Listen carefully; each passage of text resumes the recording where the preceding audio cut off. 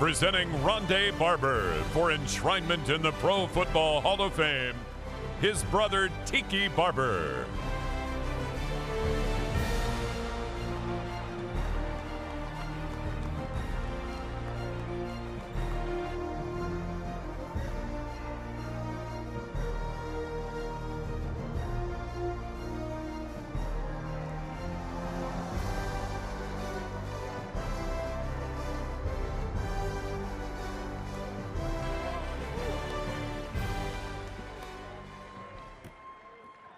Oh, man.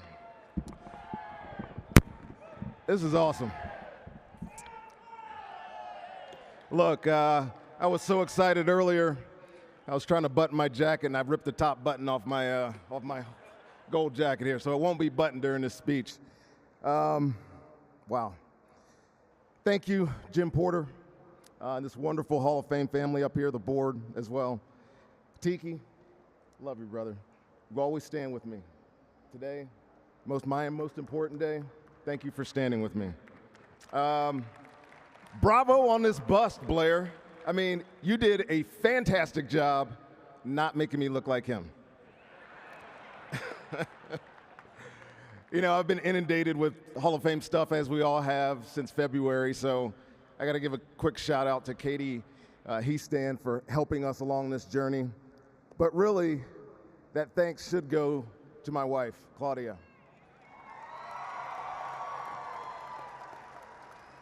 I don't know how you manage 420 people, but you have done that today.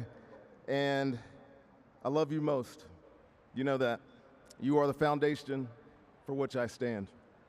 Yamil and Justice, my two daughters, you came into our world at our peak.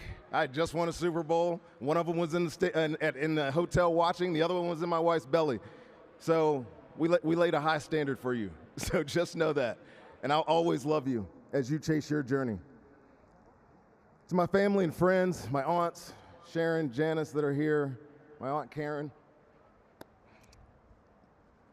thank you for being here. Uncle B.A., I see you. I got you to take off that Kango for my hat. I like it. To all my teammates, there's a lot of you here, and I appreciate you being here. My two favorites, I got to say, Mike Allstott, Joe Jaravicious, and along with John Lynch, we formed ourselves a little rat pack down in Tampa. I can't tell you what happened, but it was fun. Brian Kelly, I know you're here, my compatriot on the other side of me. Donnie Abraham's not here, but thanks for being here, guys. All right, I'm going to tell you a little bit about my journey, because it's not a unique journey. I'm not going to stand up here today and give you ordinary, because I was not an ordinary cornerback. I stand here amongst these legends of the game, remembering a time when I was never imagined to be a Pro Football Hall of Famer. My rookie year, hell, my second year in league, I was literally just hoping Rich McKay wasn't going to cut me. Come a long way in 26 years. You know, I was not Darrelle Revis. Trust me, I was not that guy. But not all of us are anointed, right? Or can't miss prospects proclaimed to be future Hall of Famers on day ones of our career. In fact, most guys are quietly fighting that little crisis of confidence, wondering if you're good enough. And there was plenty of doubt about me. Now that I'm here, I think I owe a very small thanks to those of you, for whatever reasons, questioned me, either undervalued, underestimated, underappreciated me. It gave me the motivation to not only outwork my peers, but to be better than the expectations of me. So I set out to become uncommon. I never set out to be one of the best 371 players in professional football. If anything, I wanted to do things that others either could not or would not do. That defined my career. And amongst my peers, I really felt like I had to do more to be equal. Do uncommon things. Find legendary. Because let's face it, this is what gets me every time. I was, what? Too small, too slow, just a system cornerback. Somebody still needs to tell me what that is, because I don't know. It's easy to be marginalized when you're surrounded by Hall of Fame defenders. Sapp, Brooks, Lynch, our man Simeon Rice, they all grabbed a lot of headlines. And early in my career, I was simply overlooked. And again, It was the doubt that most bothered me. But it also provided me that fuel, and it sent me to work angry. I was never going to be satisfied just being a guy. I wanted to prove everyone wrong, and ordinary was not an option. See, in my family, legendary is a standard.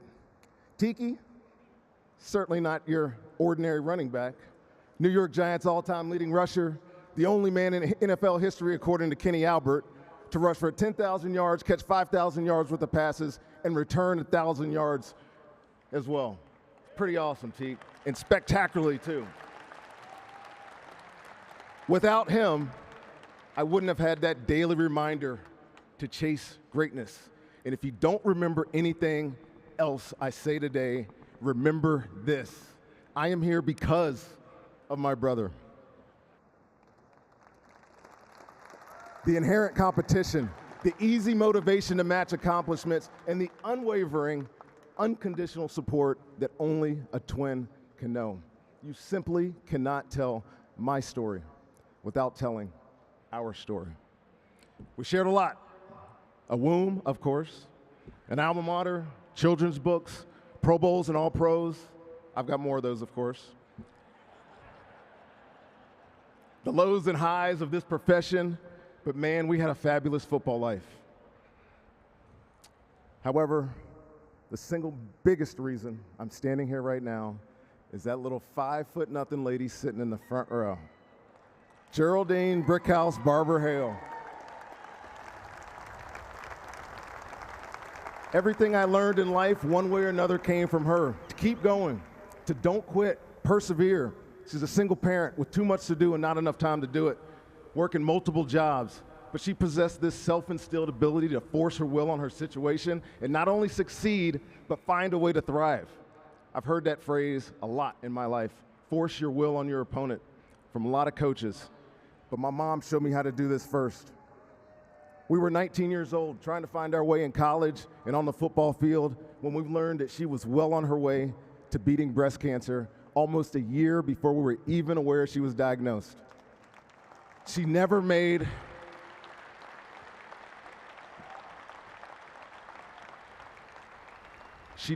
her adversity our burden, and I love you for that, Mom. My mom, she's kind of a badass. I remember thinking at the time, too, if she could do that, what couldn't I do? Mom, you always told us to play proud, right? And I know you're proud right now. Tiki and I receive that same text every single Sunday. Play proud. I'm proud of being uncommon and doing uncommon things, reinventing what it means to play cornerback in the NFL. But y'all know I am most proud to call Geraldine Brickhouse Barber Hale my mom.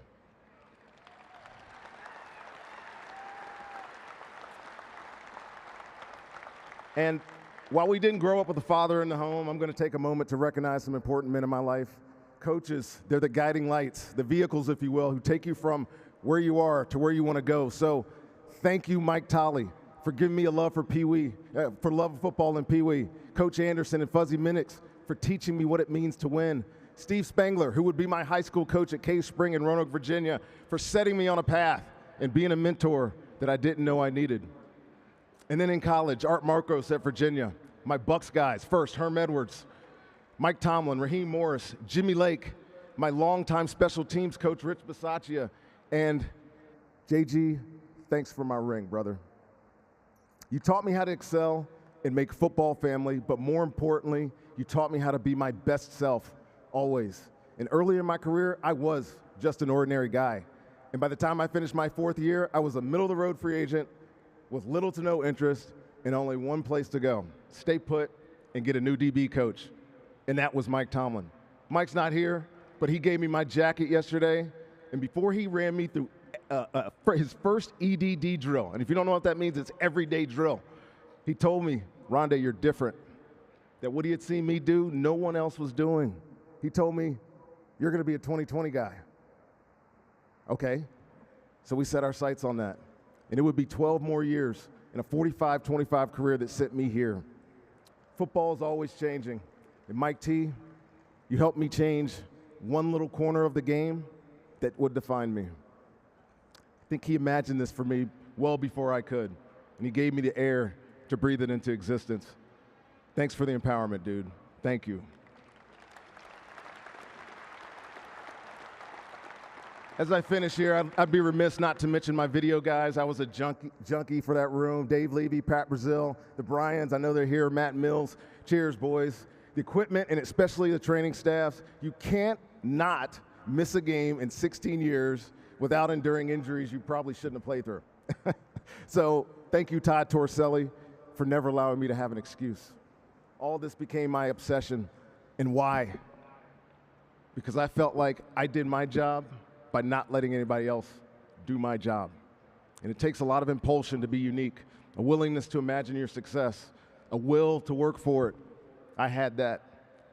But it certainly takes a football family, man. And for me, I had the best one possible.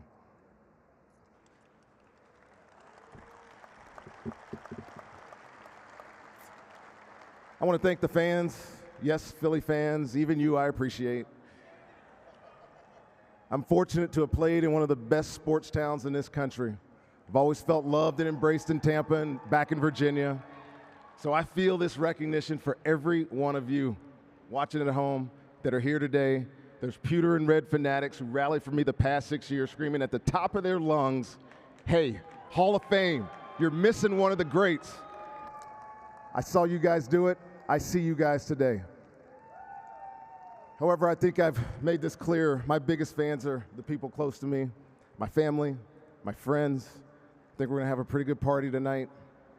You know I played a long time in the NFL, 16 years of special tenure with one team. And I joke that I had a lot invested in the emotional bank account of the Buccaneers, but really, that means I had a lot of love from the Glazer family. So Joel, Brian, Ed, Darcy, Avi, Kevin, the rest of the Glazers, Malcolm and Linda. I know you guys know this, but I do love you for your faith in me and for always being there for me and my family. Ethan Locke, Mark Lepselter, my agent, my manager, my friends, I can't thank you enough for representing me over the years. You know, when Tampa drafted me in 1997, I came into a great situation. Great teammates, high expectations, a benchmark set by a Hall of Fame head coach, and a pretty fanatical play caller on defense. To be the fourth Buck off a single defense speaks to the lasting legacy of these two men. Tony Dungy, each one of us has mentioned the man you are. It's because it's true. You set a standard.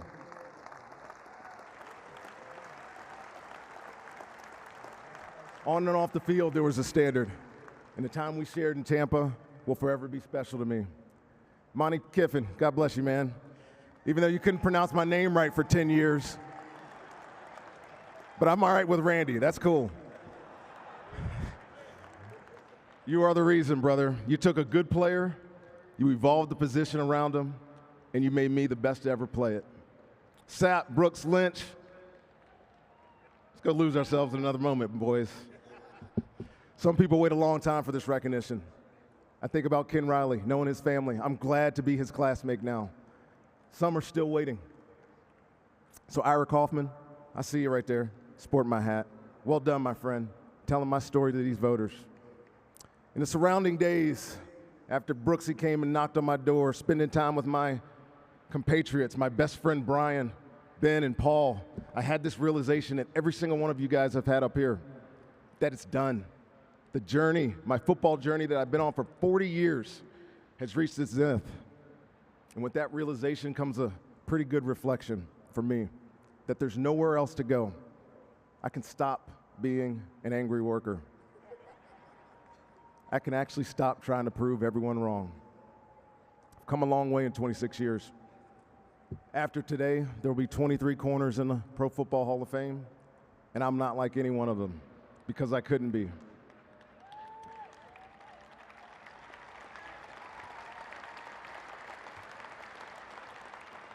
I'm here because I refuse to just be a guy.